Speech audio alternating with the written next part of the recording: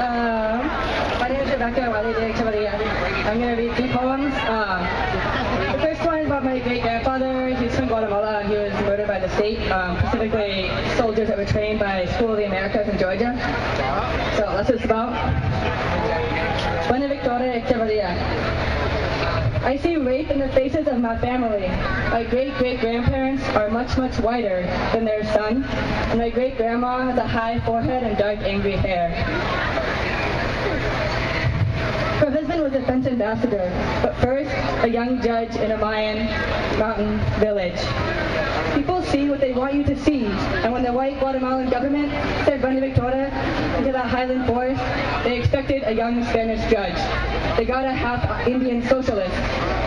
There was a war of resistance, and a General Ubico who rose well to brutality. As a judge, my great-grandfather was only to be a nod. Official condemnation for an eye justice. If a resistor escaped, the guard, young and rural himself, must serve the sentence. This case for murder, death by firing squad. But mi abuelito chose a different path.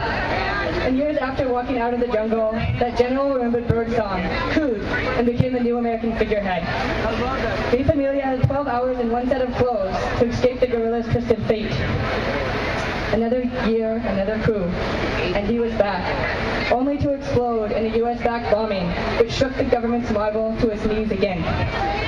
Many more years and my mother would meet the granddaughter of that general turned president, as by chance over cafe they discussed their legacies.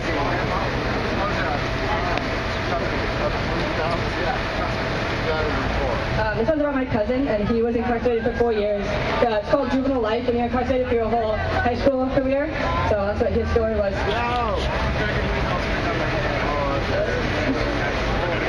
Alright, by Scottish Latino.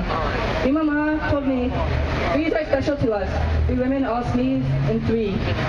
Amor, saludos, y dinero. I met my cousin again years after he got out till I was ready. He explained all his tattoos, the butterfly fluttering down his leg, the Scottish lion flying between his shoulders. He touched his left eyebrow, but didn't tell his teardrop story. There were no words in any of our ancestral languages, which sounded surgical as we moved, as broken window theory proves that juvenile incarceration is enhanced by mandatory minimum sentencing. I hug him 3 times when we say goodbye.